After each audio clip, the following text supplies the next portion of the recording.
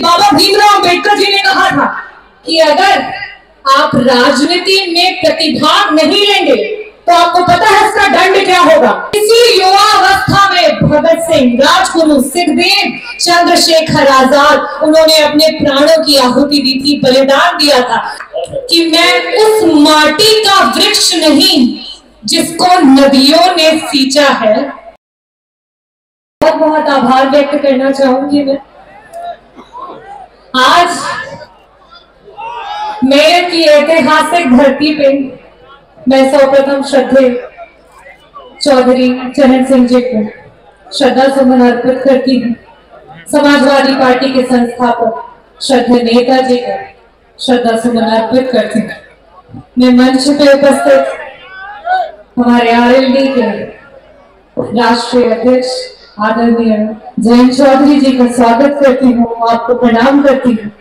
मैं बड़े भाई चंदन चौधरी जी का आभार व्यक्त करना चाहूंगी कि आपने मुझे यहाँ पे आमंत्रित किया।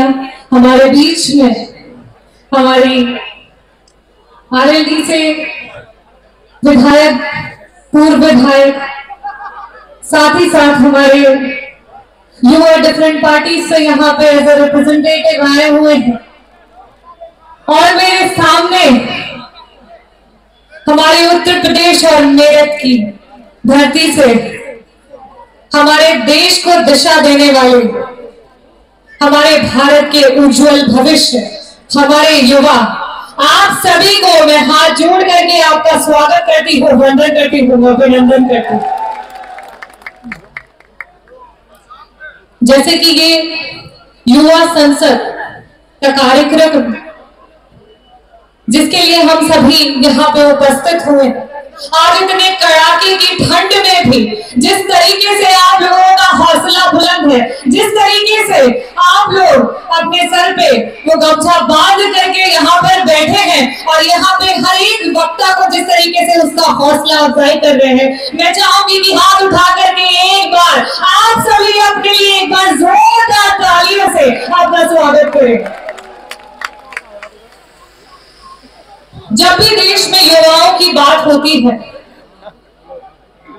करो या मरो का नारा जब आया था तो इसी धरती से चौधरी साहब ने कमान को संभाला था, क्रांति को संभाला था और जो आजादी की लड़ाई में भाग लिया था और उसके बाद देश के प्रधानमंत्री बने थे। मैं आज उन्हें यहाँ से नमन करती हूँ। युवा ही एक ऐसी ताकत है जो अपने पे आ जाए तो पूरे देश को जोड़ देती है। मैं पेशे से डॉक्टर हूं और हमारे जितने भी हैं युवा शायद वही है जो अपने अपने परिवारों से देश के विभिन्न कोनों में जाते हैं, पढ़ाई करने जाते हैं, शिक्षा लेने जाते हैं और उनके माता पिता अपनी पूरी उम्र इतनी मेहनत करते हैं कि उनका बच्चा अच्छी शिक्षा ले सके, अपने हक की लड़ाई ले सके, सम्मान अर्जित कर सके। जिस समय हम ये शिक्षा लेते हैं और विभिन्न जगहों पे जाते हैं, वहां पे हमें कई सारे लोग मिलते हैं। ना हम उनका जाति देखते हैं, ना उनका धर्म देखते हैं, ना उनका क्षेत्र देखते हैं, ना उनका प्रदेश देखते हैं। हम सिर्फ अगर देखते हैं तो विचार को देखते हैं और उसी विचार को लेकर के हम आगे बढ़ते हैं और जिस जगह से हम अपनी पढ़ाई करते हैं वो हमारा दूसरा घर बन जाता है। मैंने भी ऑल इंडिया के थ्रू कॉलेज लिया और मैं उत्तर प्रदेश से कलकत्ता पहुंच गई। 6 साल मैंने वहां पे अपनी पढ़ाई की, वहां पे एमबीबीएस किया। उसके बाद मैं दिल्ली पहुंच गई, वहां से मैंने अपनी एमडी की पढ़ाई की। जब मैं एमडी की पढ़ाई कर रही थी 2021 में, उस समय देश को एक बहुत बड़ा झटका लगा, कोरोना आया और उस कोरोना ने वास्तविकता को दिखाया। मेरे जैसे लोग जो दिन रात किताबों में घुसे रहते थे, जिन्हें ये भी नहीं पता था कि राजनीति क्या होती है और राजनीति किस तरीके से हमें, हमारे परिवार को, देश के हर एक व्यक्ति को प्रभावित करती है, उस व्यक्ति को पहली बार एहसास हुआ कि हमारा देश किस तरीके से कमजोर है कि इतने बड़े पेंडेमिक में हमारा हेल्थ का सिस्टम चरमरा गया। देश का सबसे बड़ा संस्थान एम्स जैसी इंस्टीट्यूट, जहां पे ऑक्सीजन नहीं थे, कॉन्सेंट्रेटर्स नहीं थे, दवाइयां नहीं थी। और उस समय युवा होने के नाते मैं कहना चाहूंगी कि शायद मैं यह निर्णय ले पाए शायद मैं अपनी उम्र के आगे पड़ाव पे पहुंच चुकी होती। एम से ज्यादातर लोग देश से बाहर चले जाते हैं, दूसरे देशों में चले जाते हैं, तो शायद अगर मैं वहां पहुंच गई होती तो ये निर्णय नहीं ले पाती। ये युवा संसद जो निश्चय है, तो शायद उस समय मेरे अंदर भी ये जोश था और ये हिम्मत थी कि नहीं, हम जैसे लोगों को ही आना पड़ेगा, तभी हम राजनीति में बदलाव ला सकते हैं।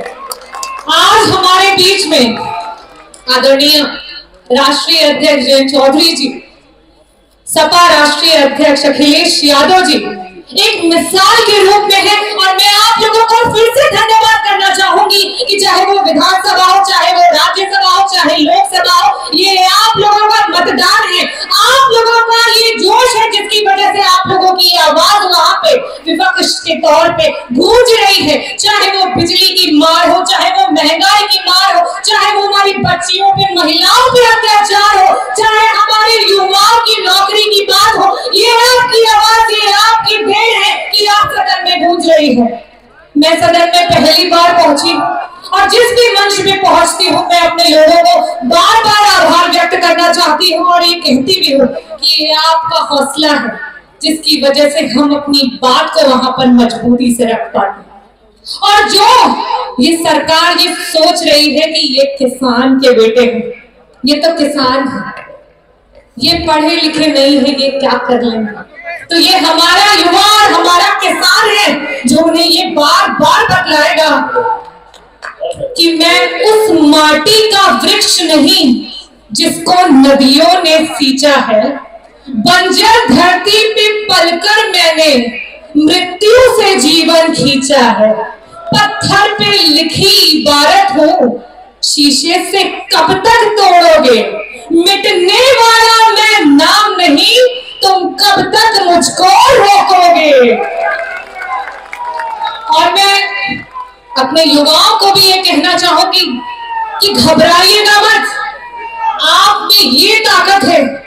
जब ये देश गुलाम था और देश को आजादी दिलाने की लड़ाई लड़ रहे थे, जितने भी हमारे स्वतंत्रता सेनानी थे उस समय, उनके भी मन में जो क्रांति का बीज था वो इसी युवा अवस्था में ही आया था। शायद इसी युवा अवस्था में भगत सिंह, राजगुरु, सुखदेव, चंद्रशेखर आजाद, उन्होंने अपने प्राणों की आहुति दी थी, बलिदान दिया था। चाहे वो रानी लक्ष्मीबाई हो, सभी ने लड़ाई को लड़ा था। और आज ये आपका समय है, आपका दौर है, आपकी ताकत है, और ये आपकी ताकत इस देश की ताकत है। आप इस देश का भविष्य हैं। आप जो निर्णय लेंगे वो बताएगा कि देश की राजनीति में क्या बदलाव आएगा। लोग बहुत तरीके की बातें कर रहे हैं, लेकिन मैं एक बहुत जरूरी बात है आपके बीच में रखना चाहूंगी कि बाबा भीमराव अंबेडकर जी ने कहा था। बहुत सारे हमारे युवा कहते हैं अरे यार राजनीति हमें नहीं करना, नहीं जानना हमें कि क्या होता है राजनीति में। लेकिन मैं ये बात आपको जरूर बताना चाहूंगी कि बाबा भीमराव अंबेडकर जी ने कहा था कि अगर आप राजनीति में प्रतिभाग नहीं लेंगे तो आपको पता है उसका दंड क्या होगा। उसका दंड ये होगा कि कोई अयोग्य व्यक्ति आप पे शासन करने लगेगा। क्या आप चाहते हैं कि अयोग्य व्यक्ति शासन करे? बिल्कुल नहीं चाहते हैं। तो इसीलिए आज इस मंच से मैं चाहती हूँ कि आप सब दृढ़ निश्चय लें। ये जो युवा संसद का कार्यक्रम है उसमें मैं आपसे अनुरोध करना चाहूंगी कि यहाँ से जब आप घर जाएं, क्योंकि मुझे पूरा भरोसा है कि ये आवाज हमारे गांव के कोने कोने तक जाएगी, वहां पे बैठी हर एक बच्ची, हर एक महिला तक जाएगी। तो ये दृढ़ निश्चय लेकर के जाए कि जो हमारी सोच है वही हमारी ताकत बनेगी और वही हमें सफल बनाएगी। तो आखिरी में मैं, क्योंकि वक्ताओं में काफी लंबी लाइन है, बस यही कहना चाहूंगी कि सफलता जरूर मिलेगी, लेकिन क्या करना है। सफल होना है तो कदम भारी रख, बाहर निकल तूफानों से यारी रख। कदम कदम पर मिलेंगी मुश्किलें ये तय है, पर तू निरंतर अपना सफर जारी रख, तू निरंतर अपना सफर जारी रख। भारत माता की, भारत माता की जय भीम, जय भारत।